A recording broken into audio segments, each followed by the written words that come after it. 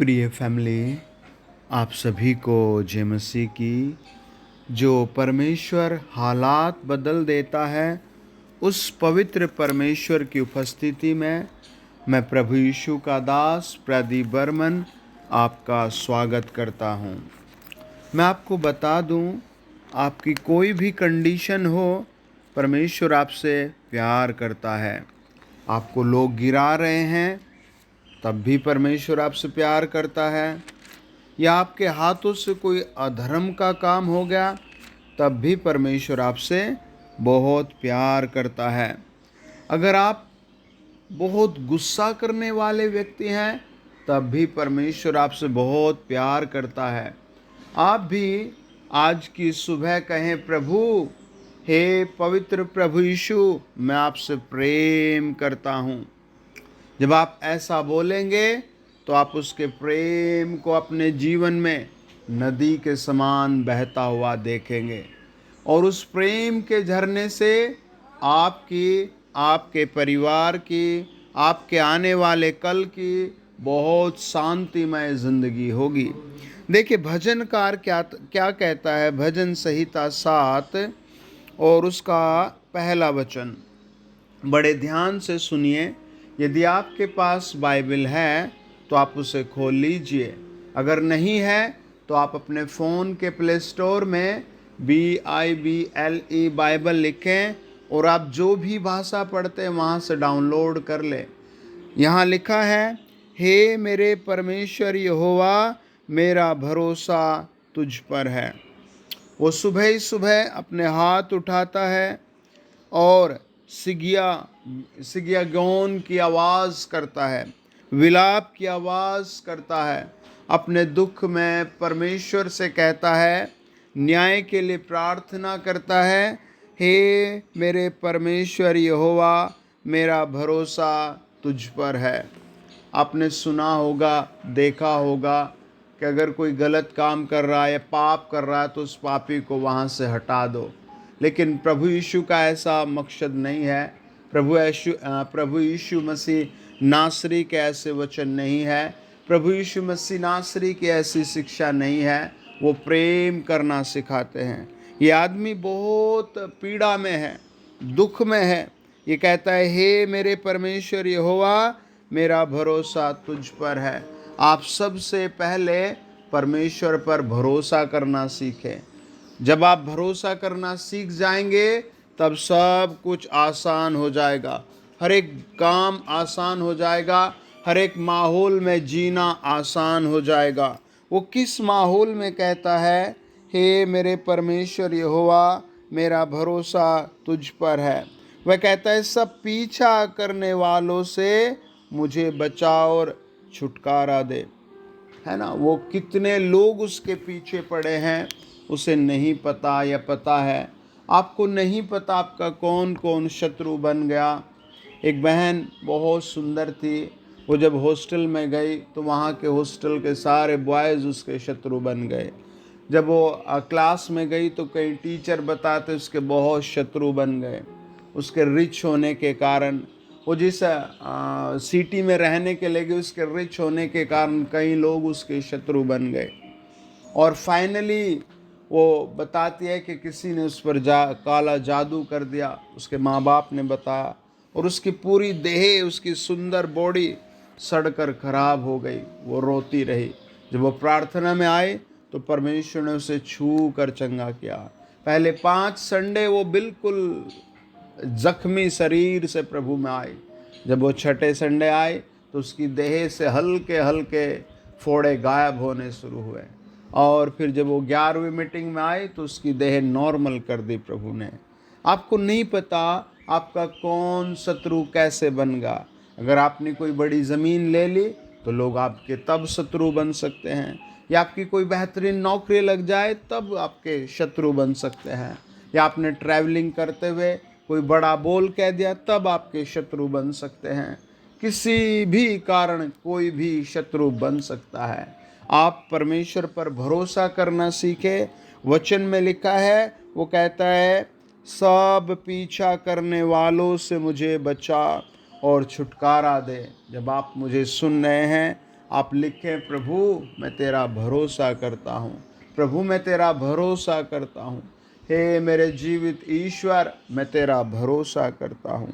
भजनकार कहता है भजन 2 में, ऐसा न हो कि वे मुझको सिंह के समान फाड़ कर टुकड़े टुकड़े कर डाले और कोई मेरा छुड़ाने वाला न हो। वो परमेश्वर से कहता है, प्रभु अगर मैं उनके हाथ लग गया, प्रभु अगर मैं उनके हाथ लग गया तो मेरे वो टुकड़े टुकड़े टुकड़े कर देंगे। प्रभु ऐसा न हो कि वो मुझे शेर के समान, शेर बब्बर के समान फाड़ डाले। एक कहावत है कि मार पीछे कुछ नहीं होता, घटना के बाद कुछ नहीं होता।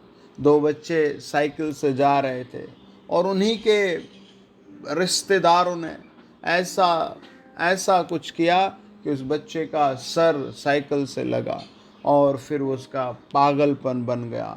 उस बच्चे की कुछ नसें दिमाग की बंद हो गई।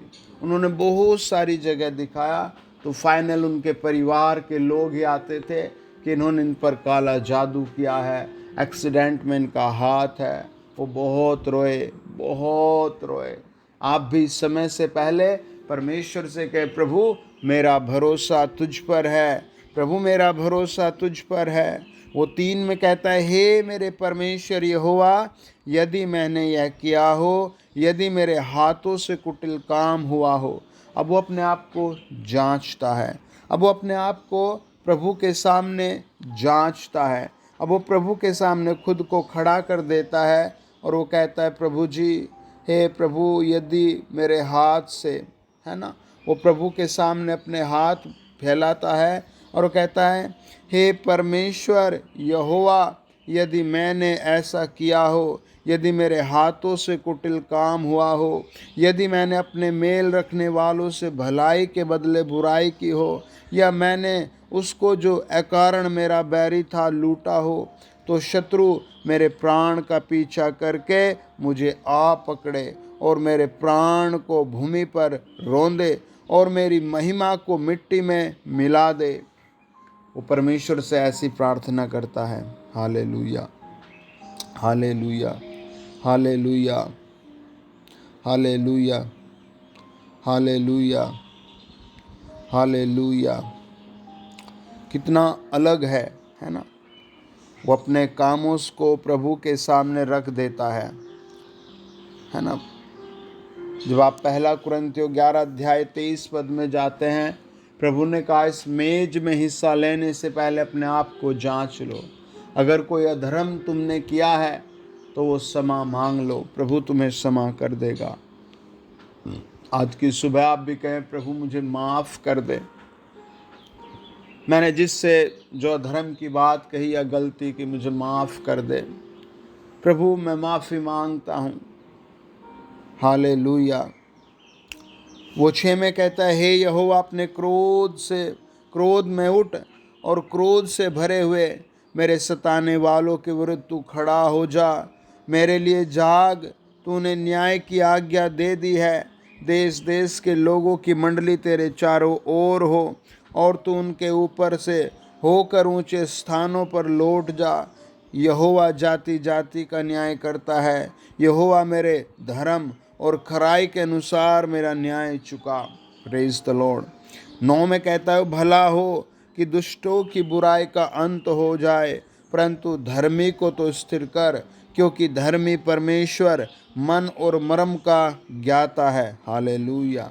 आपके लिए मैं बताता हूँ, वचन बताता है 7 अध्याय का 9 वचन, कि परमेश्वर मन और मर्म का ज्ञाता है।